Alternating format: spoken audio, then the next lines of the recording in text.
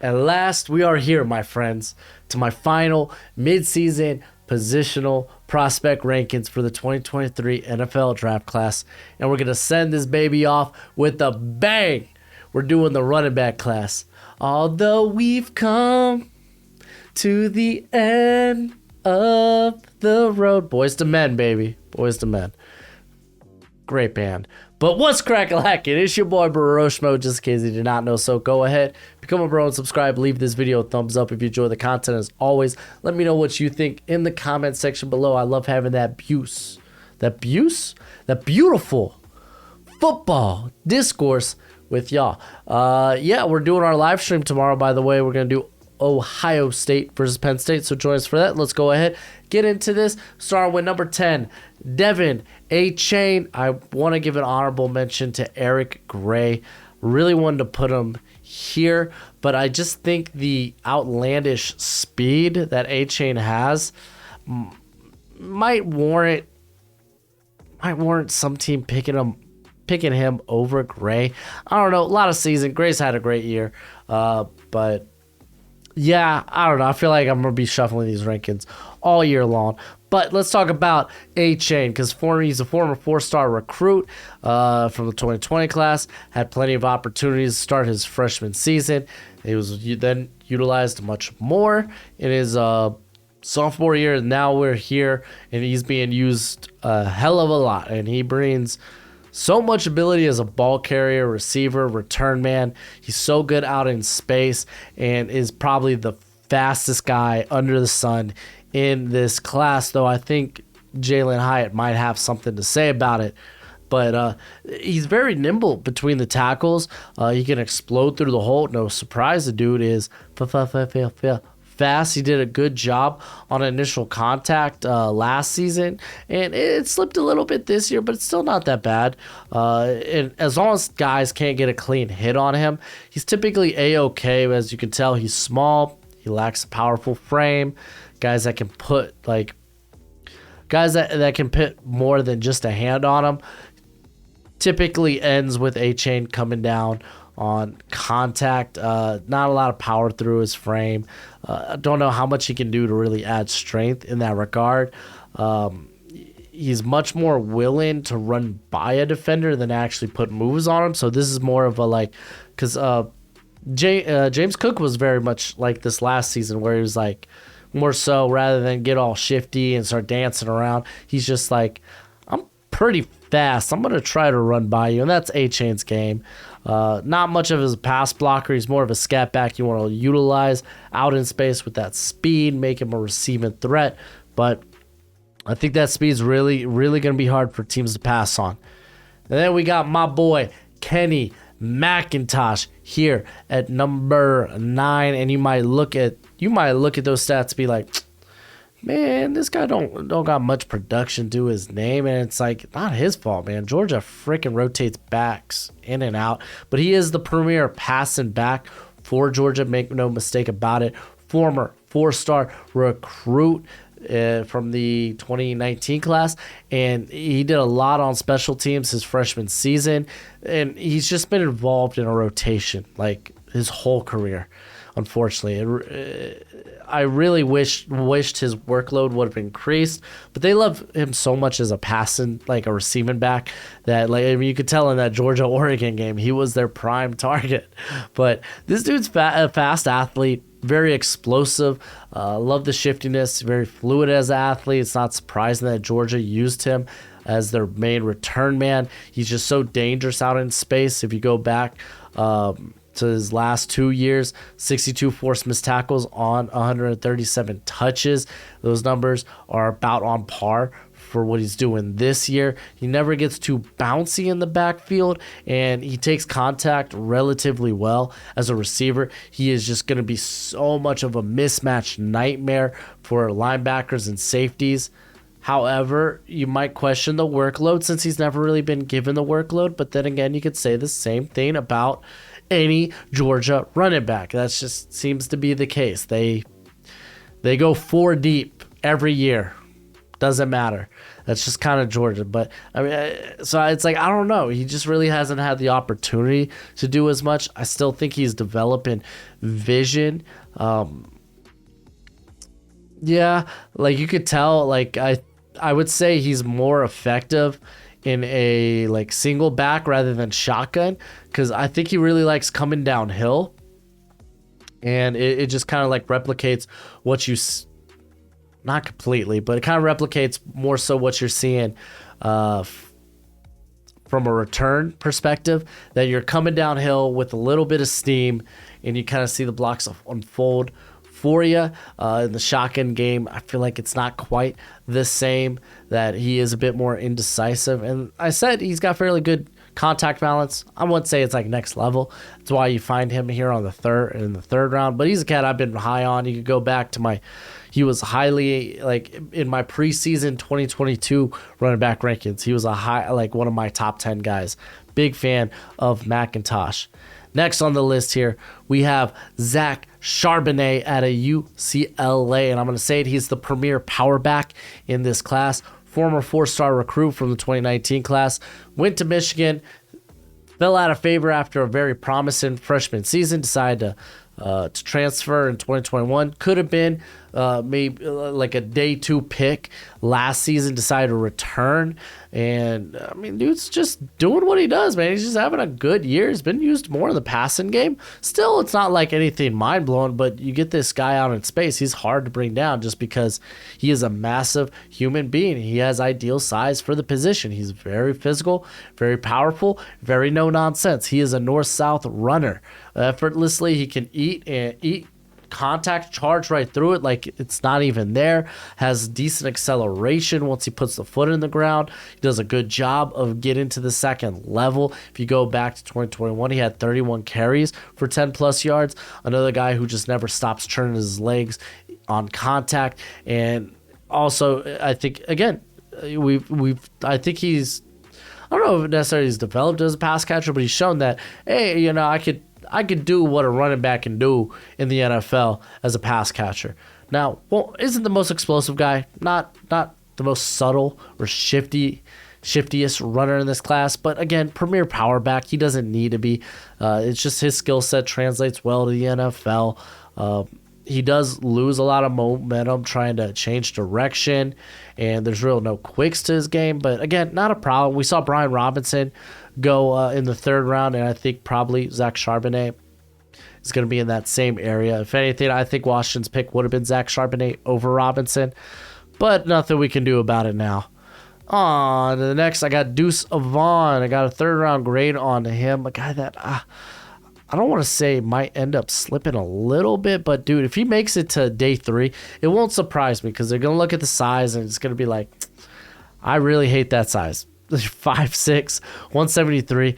You're almost a gadget. You're just a gadget player at that point. It kind of feels that way. But I don't think that's necessarily the case, because this cat's really good whenever the ball's in his hands. He brings so much ability as a ball carrier, return man, receiver. He's just nasty out in space. He is good at the small back stuff. The initial burst, yes. Quick feet, yes. Cut on a dime, yes. Elusive, yes. Yes. I feel like I'm Daniel Bryan here. Man, but despite being a smaller back, he does have a filthy stiff arm. I will say that. Does a good job of manipulating contact and kind of minimizing the weight of the area that that's being hit. So he keeps a good sturdy base even on contact. However, size. It's the bad thing about him. Small back, lacks power through his frame. His after contact ability is inconsistent. Occasionally he gets tripped up on first contact. That's going to be a thing. He's going to be looked more at as a guy you want to add to your committee. So again, I won't surprise me if this guy slips to day 3. But man, I just love what he's done there at Kansas State. And next on the list here, we have Tank BIGSBY. And he do be big though. He do be big though. Former 4-star recruit from the 2020 class, saw significant playing time his freshman season. He was limited later in that year. because of a hip injury, but he's been the starter ever since. Interesting, he did kind of dabble with leaving Auburn before the season, but quickly decided, nah, I'm just going to stay here. But dude's a very decisive as a runner. He can explode through holes. He is tough to bring down, usually can tank multiple defenders. I like the burst.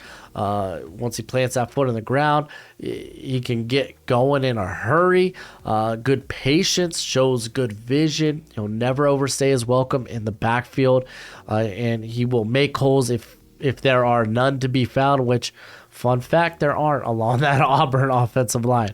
Love the physicality.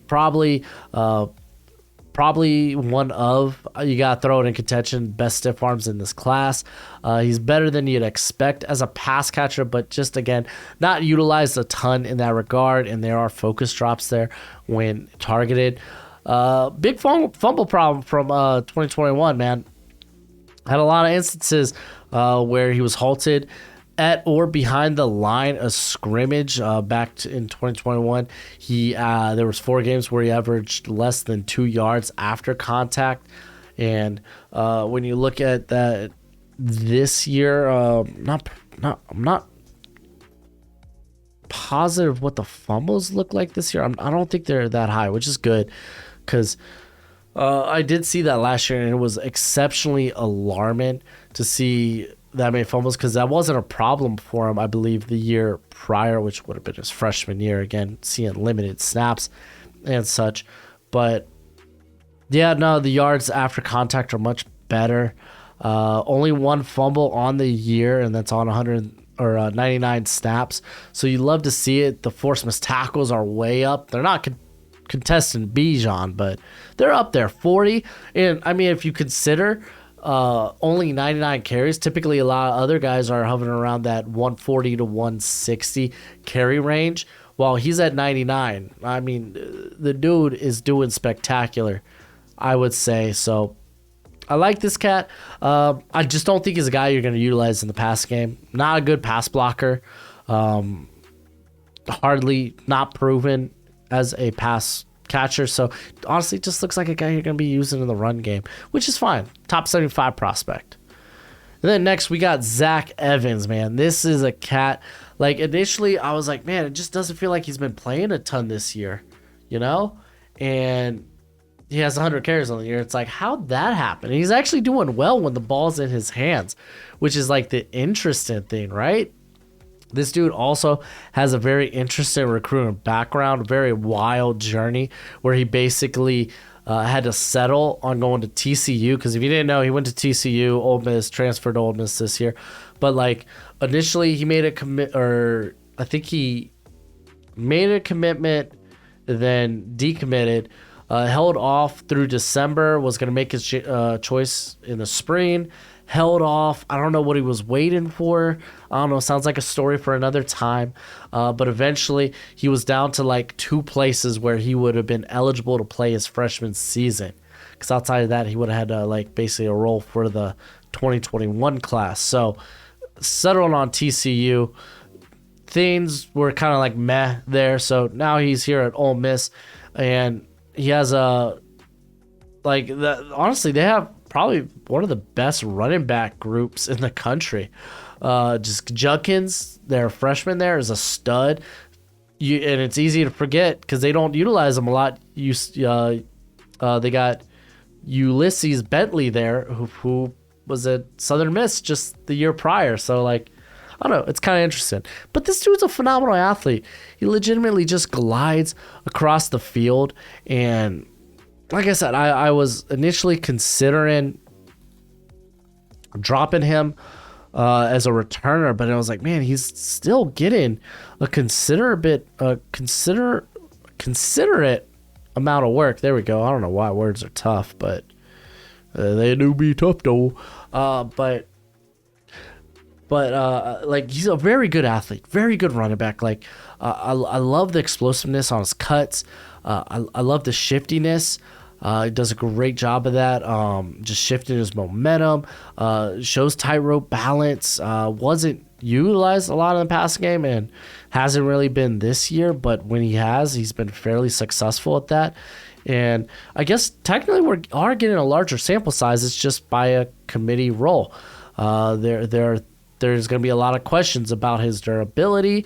Can he handle full workload, which I kind of feel like is irrelevant in today's NFL. A lot of teams opt for committee backfields. Also, I'm curious how physical. I was curious how physical he would look, and honestly, he's looked pretty solid this year. Fumbles have kind of caught my eye a little bit. If you look at it, he has 2 already this year. To be fair, only 1 the prior 2 years, but he also had under 100 carries the prior 2 seasons. So he has 2 through 100, which kind of sounds right about for him.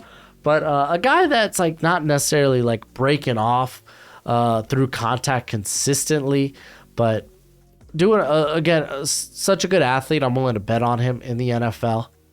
So let's go head to the next one. Sean Tucker. Freaking love Sean Tucker.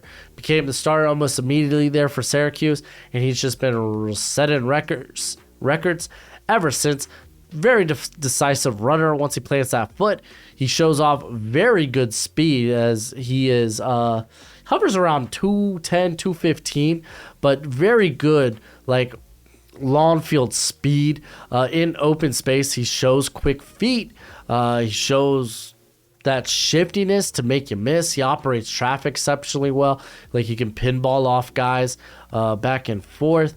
He has that long field speed. Once he gets out in the open field, good luck catching him. He's giving you the Tyreek Hill deuces.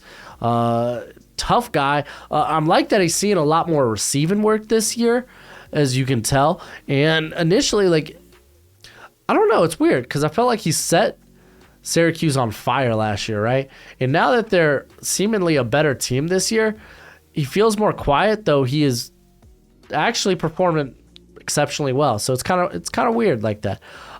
Basic roundabout back route tree. So that's not a big hit. Not much laterally. Again, very decisive runner. It's kind of a cut and go guy, but big fan of Sean Tucker. Now on to the top 3, being JAHMYR GIBBS here for the Alabama Crimson Tide, former Georgia Tech guy. Played 2 years at Georgia Tech, transferred to Alabama, and he's been having a banger year, man. This guy, he can impact the game at a moment's notice. Some of the quickest feet in this class. Very fluid and explosive athlete who's just a home run threat anytime he touches the ball. I love the stop-start ability. Just makes him miss. Very dangerous in the open field. And he's shown a lot more, I would say, nimbleness between the tackles. He didn't really get that opportunity at Georgia Tech, but it's really showing this year. Also, receiving skills out the wazoo. Really, just look at it there. Over 300 receiving yards. That's pretty good for a running back. Not sold on his ability to take contact consistently compared to the other 2 guys I have ahead of him. There are cases where he kind of slips on his cuts. He cuts a little too hard. He loses footing. Again, few and far between. Just bringing it up. I like that he's a lot more decisive this year, though. Because at Georgia, you kind of saw that hero ball in terms of being a running back, where it's if I don't break this free, this drive's coming to a halt. We're going to get down early, and that's going to be it. He wants to win the game, and you see a lot more of that patience, I would say, there at Alabama. Big fan. And then Blake Corum is my number 2, man. This cat, I freaking love him. I hated when he went down a little bit with injury, and then Hassan Haskins basically kind of just took over a majority of the role. But no, this dude's been he's, for me, much better back than Haskins. But Corum's been great. I love the low center of gravity at 5'8", 200 pounds. Finds out with really good stop-start ability, making him hard to just put a hand on. Quick feet. He boasts a strong lower body. You should check out some of his Instagram pics of him in the gym. The dude is literally like a muscle mouse. Shout out to Doug Martin there. But I like what he can do in close quarters. He is very determined, never stops the feet. probably you want this guy out in space, though, just with what he can do. I love the lateral ability. I love the speed. Does run the basic route tree, as you could tell. Not utilized a ton of the passing game there in Michigan. If anything, I would want to see him work on his pass pro, because I think that's how he's going to be utilized. Because, again, he's a bit of a question mark as a receiver, but, you know, it's like, it's just because we really haven't seen it. Honestly, like, I'm not going to lie, dude. He gets up to like 210, 215. It just becomes even more juicy, dude. Like, adding more strength to that. Can you imagine? Because there's going to be questions about the durability. They should after this season. 146 carries. He's on pace to be like in that like 220 range. So, love me some Blake Corum. But we all knew Bijan Robinson was number one. I mean, it should go without saying. This guy is literally a bull in a china shop that knows how to dance. He can do the waltz. He can do the tango. He can do it all, man. This bull is not just gentle, but he's agile. He's like, he does some of his best work in close quarters. Like, I love this guy. This guy can cut on a dime and leave you a nickel. I think that's the saying. I don't know. You'll let me know in the comment section below. You like to do that. So, but dude eats contact like nobody's business. He's hardly ever taken down by just one guy. He can pinball off defenders one after the other. Has a really great vision as a runner. We're seeing him a lot more in the passing game. Biggest knock on him might be people might question his speed, like his launch speed. Like, coming out of high school, he ran a 4.77, and I mean, he'll probably be like a 4.5 guy. Like, honestly, it wouldn't surprise me if he sneaks into the 4.4s. But dude, Bijan Robinson, man, is probably the best running back prospect we've seen since Saquon Barkley. Though I would say Saquon was kind of a different animal. But nah, Bijan, if a team takes him inside the top 20, it's not going to surprise me.